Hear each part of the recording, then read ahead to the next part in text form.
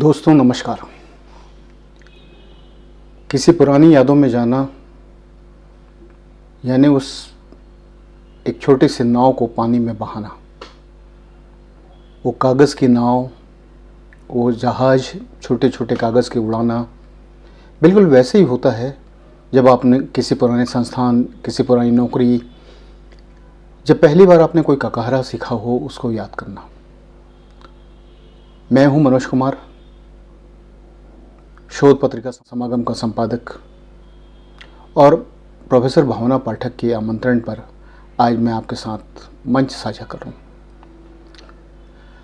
भावना हमेशा कुछ नवाचार करते रहती हैं और इस नवाचार का एक बढ़िया और एक अच्छा मिसाल ये मंच है, और मुझे उनके साथ मंच साझा करते हुए बेहद खुशी हो रही है, प्रसन्नता हो रही है कि वो मुझे पुराने दिनों में ले गई।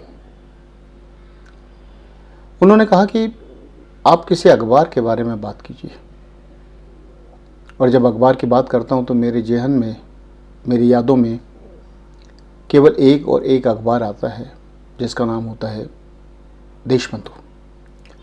हालांकि अपने पूरे 40 साल 42 साल के इस सफ़र में मैं 3 अखबारों में काम किया। जहाँ से ककाहरा सीखा और जहाँ से लंबा सफ़र तय किया, वो एकमात्र अखबार देशबंधु था। रायपुर छत्तीसगढ़ से ही प्रकाशित दूसरा अखबार समय शिखर में मैं करीब 2.5-3 वर्ष बतौर सहायक संपादक के रूप में काम किया, और वर्ष 1998 में मेरा चयन नवभारत में भोपाल में समाचार संपादक के रूप में हुआ। लेकिन मुझे लगा कि शायद ये मेरा मन का या मेरी तरह का काम नहीं है, क्योंकि जिस स्वतंत्रता और जिस मज़े के साथ हमने देशबंधु में पत्रकारिता की, तकरीबन समय शिखर में भी हमने उसी तरह का काम किया, और यहाँ का जो मैनेजमेंट था, यहाँ का जो काम करने का तरीका था, वो इस बावरे मन को जमा नहीं तो छोड़ दिया। खैर, आइए पुराने दिनों की बातों की ओर चलते हैं।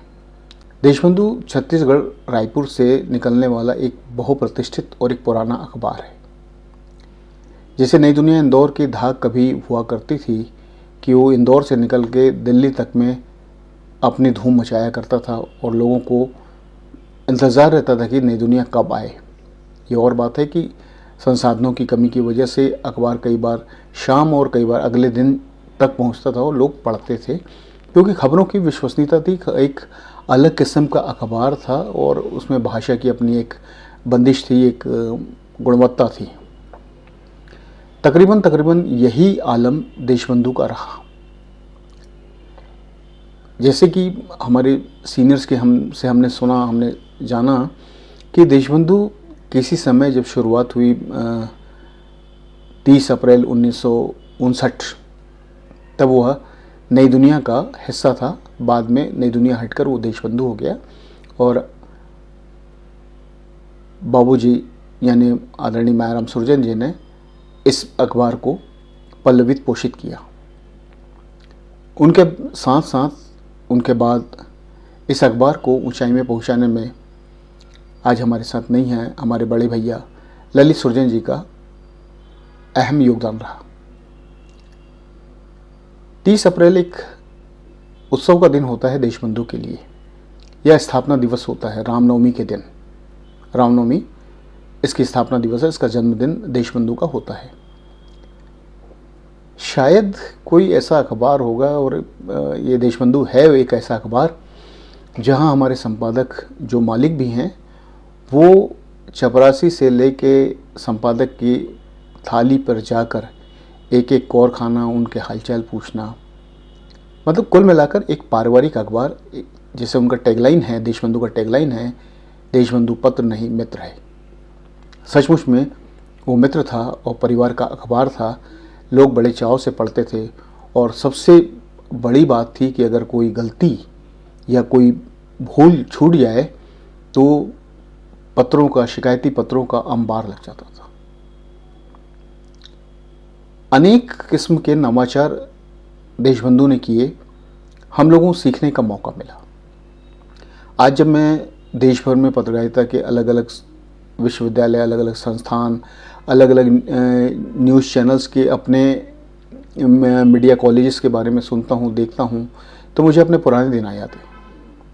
देशबंधु की एक बड़ी सी लाइब्रेरी, समृद्ध लाइब्रेरी, शायद नई दुनिया के बाद देशबंधु के पास ऐसा व्यापक संदर्भ ग्रंथ का खजाना था। यहाँ महीने में एक दिन या शायद 15 दिन में एक दिन हम लोगों की क्लास हुआ करती थी। सारे नवोदित पत्रकारों को बिठाया जाता था और सीनियर्स अपने अनुभवों के साथ कैसे रिपोर्टिंग की जाती है, कैसे खबर लिखी जाती है, क्या सावधानियाँ होती हैं आदि इत्यादि पर वो हमें सलाह देते थे, सिखाते थे। भाषा को लेकर बेहद संजीदा था यह अखबार और देशबंधु के संपादक ललित भैया तो चलता फिरता एनसाइक्लोपीडिया थे। वो निकलते वक्त, जहां हम पहले, आज तो कंप्यूटर में सारा काम हो रहा है, पहले अखबार की पेस्टिंग वगैरह हुआ करती थी। वो बहुत ट्रेडिशन वाला काम था, एक परंपरागत काम था। तो निकलते वक्त वो पूरा पेज ऐसे उठा के देखते थे और चश्मा, मतलब अगर उनकी आंखों पे चढ़ा तो मान लीजिए कि आज किसी न किसी शामत आने वाली है।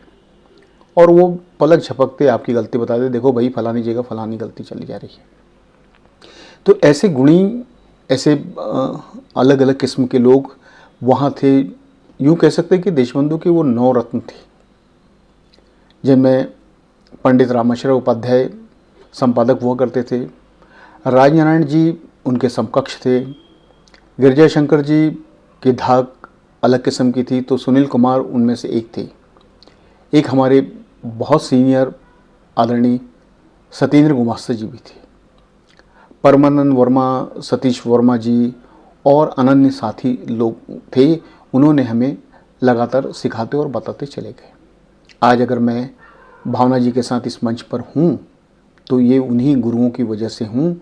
जो लोग इन दुनिया में हैं मैं उनको नमस्कार करता हूँ, जो नहीं हैं उनको प्रणाम करता हूँ, नमन करता हूँ। आज उनकी वजह से मैं इस मंच को साझा कर पा रहा हूँ। देशबंधु सामाजिक सरोकारों का अखबार रहा है और छत्तीसगढ़ में उसकी धाक ऐसी रही है कि अगर गलती से भी कोई ऐसी सूचना छप जाए तो समाज ये मान लेता था ये खबर सही है। होली के समय इस अखबार में खासियत होती है कि रंग बिरंगी खबरें, कुछ गपशप की खबरें छपा करती थी। तो उन दिनों 1984 की जो घटना हुई, हमारे प्रधानमंत्री जी की हत्या होने के बाद जो माहौल बना, तो जनरल प्रमोशन दिया गया। बात निकल गई, चली गई। और होली विशेषांक जब छपा तो एक खबर ऐसी छाप दी गई कि जनरल प्रमोशन बच्चों को दिया जा रहा है। बच्चों ने पढ़ना बंद कर दिया। लोगों ने मान लिया कि खबर सच है और इसके अलावा कुछ नहीं हो सकता। मजबूरी में वापस से हमें धक्का लगा, पूरे संपादकीय कक्ष को धक्का लगा कि ये क्या हो गया। फिर भूल सुधार छापा गया, लोगों को बताया गया कि नहीं, ये होली की मजाकिया खबर थी, इस खबर में गंभीरता नहीं है।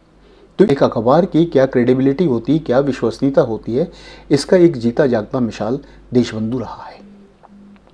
देशबंधु ने ग्रामीण पत्रकारिता में जो खंभे गाड़े हैं, जो नवाचार किए हैं, जिस तरह की रिपोर्टिंग देशबंधु में हुई है, मैं नहीं समझता कि हिंदी पत्रकारिता में, हिंदी अखबारों में ऐसी कोई दूसरी मिसाल देखने को मिलेगी।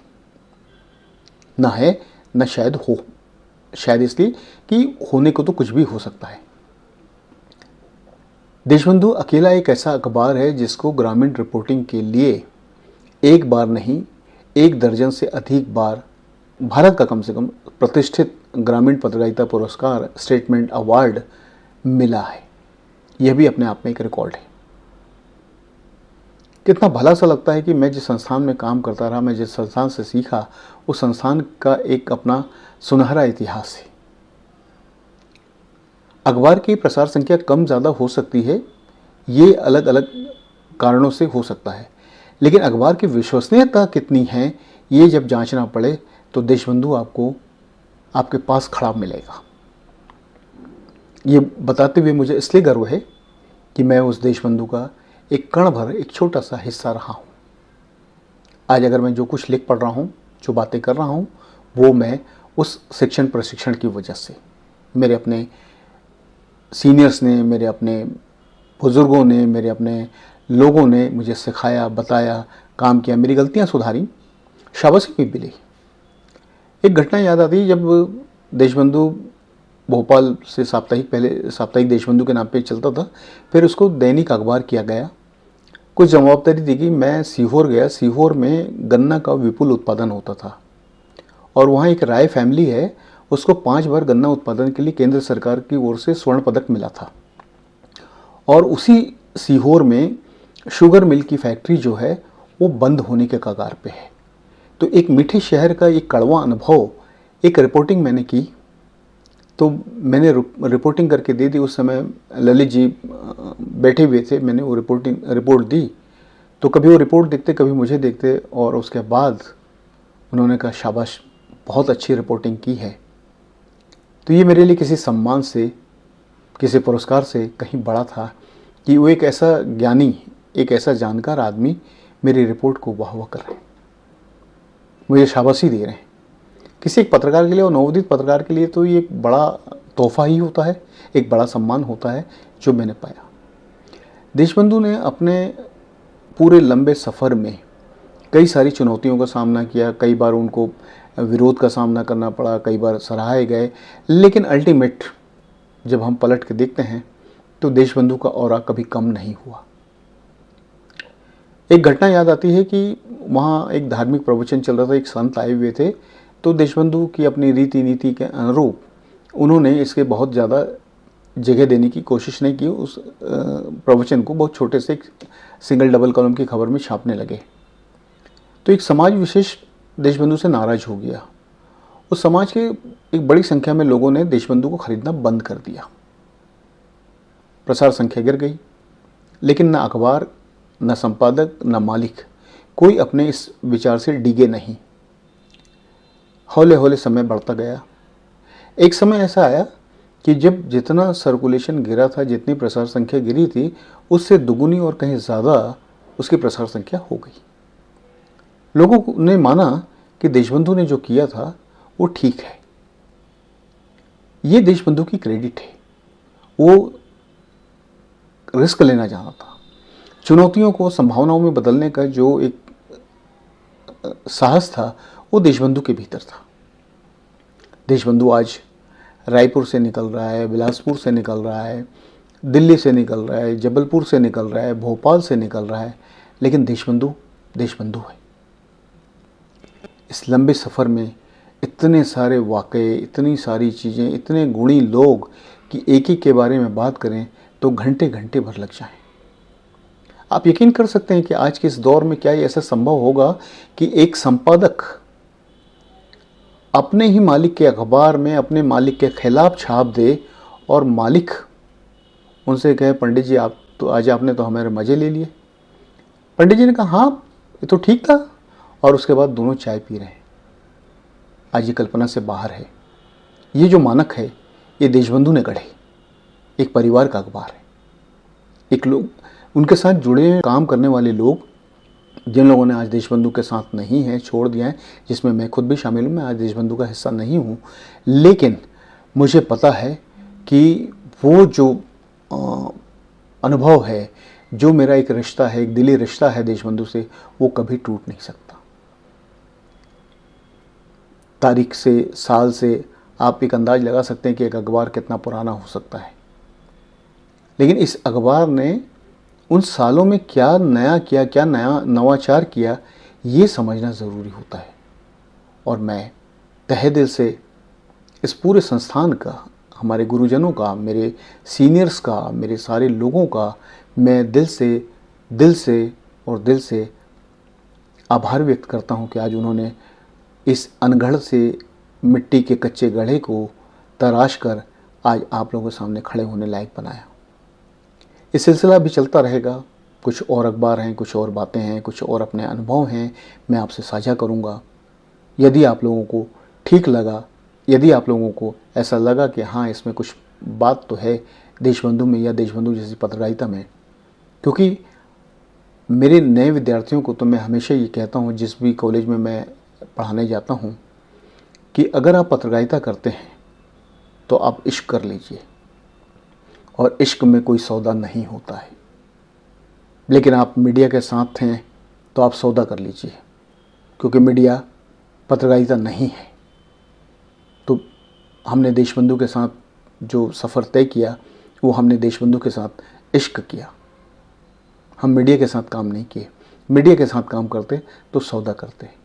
तो देशबंधु और इश्क एक दूसरे के पर्याय हैं और मैं उस इश्क वाले लोगों में एक हूँ। नमस्कार, धन्यवाद।